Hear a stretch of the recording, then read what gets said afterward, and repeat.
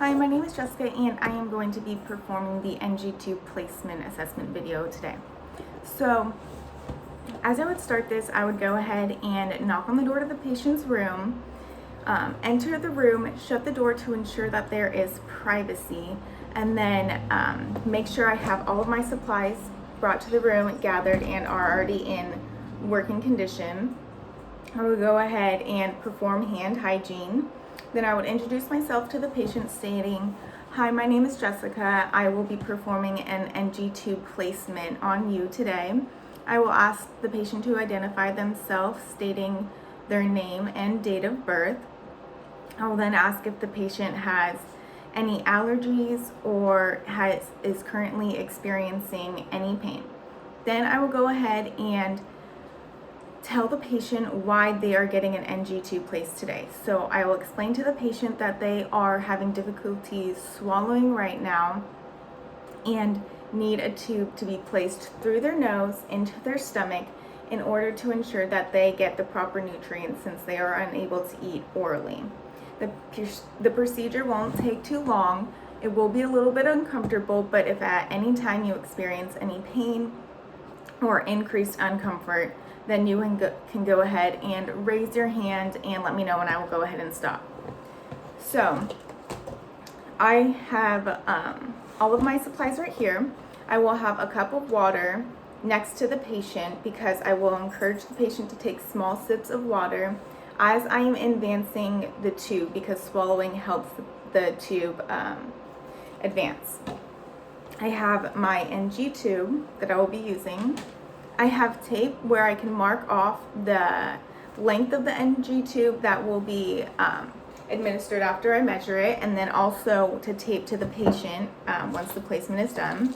I have my syringe in order to aspirate the contents of the stomach to ensure that the tube is correctly placed inside the stomach.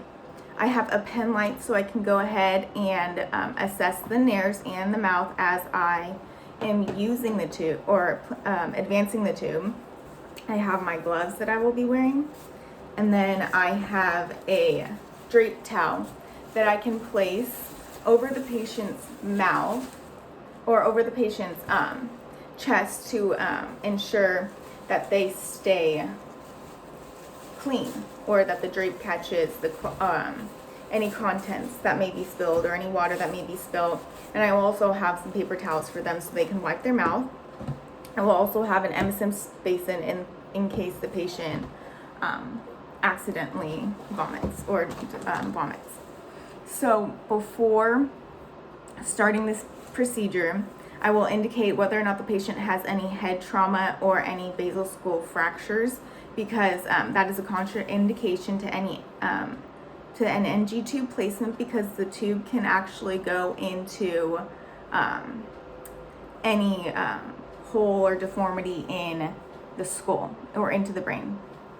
So first, what I'm going to do is I'm going to apply my gloves. The drape will be over the patient,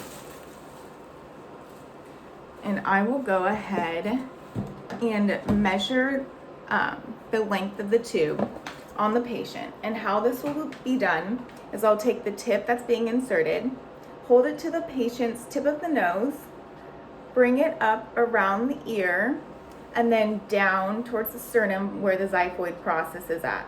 I will then go ahead, take this measurement, take a piece of tape, and mark off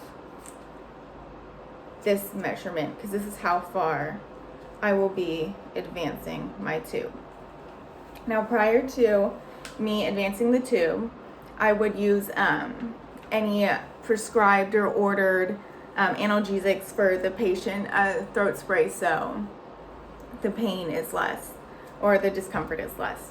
Then I will go ahead and once I'm done measuring,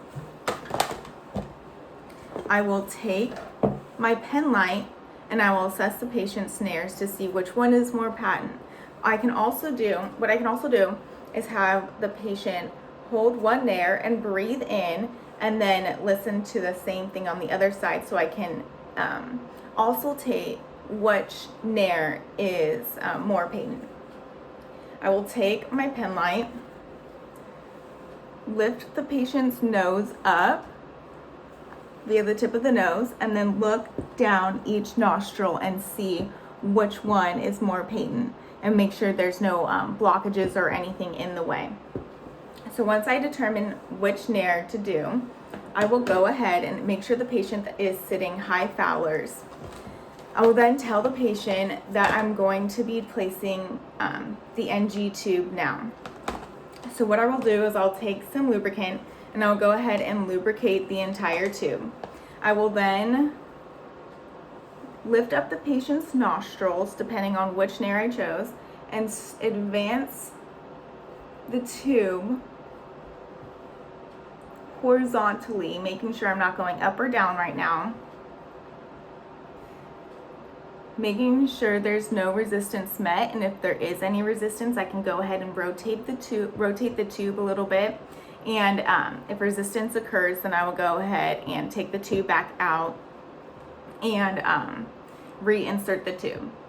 So once the tube passes down the nasopharynx, passing through the oral cavity, I will go ahead and have the patient open their mouth, and I will take their pen light and make sure that the tube is not curving from the nasopharynx into the oral cavity. I want to make sure that the tube goes down into the esophagus. At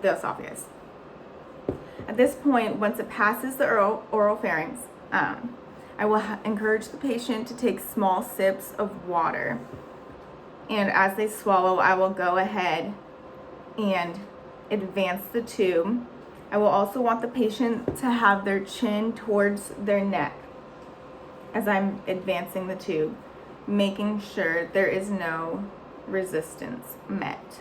And I will continue to gently advance the tube, making sure the patient is comfortable, making sure there's no resistance met, and stopping when needed. Once the tube is advanced to where I marked the tape earlier from my measurement, I will go ahead and take my tape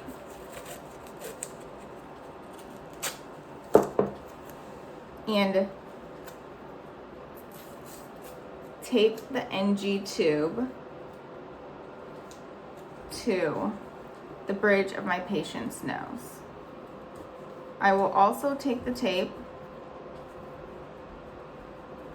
and tape the rest of the NG tube to the patient's gown so it's not easily tugged upon or can get caught. So after the tube is placed, I will go ahead and check to make sure that the tube is actually in the stomach. And how we can do this is, depending on the hospital, you can get a chest x-ray and make sure the tube is in the stomach. But if you do not have that accessible, you can take a catheter, attach it to the end of the tube, and then aspirate the contents of the stomach. And what you're going to be looking for is, you're going to be noting the amount that you aspirate, and you're going to be noting the color that you aspirate.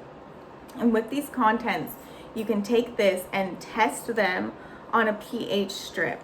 And what you want is the pH to be less than 4 because that indicates that you do have the correct placement, since the stomach contents are much more acidic than the pH of the body. And so after that, you will go ahead and you will take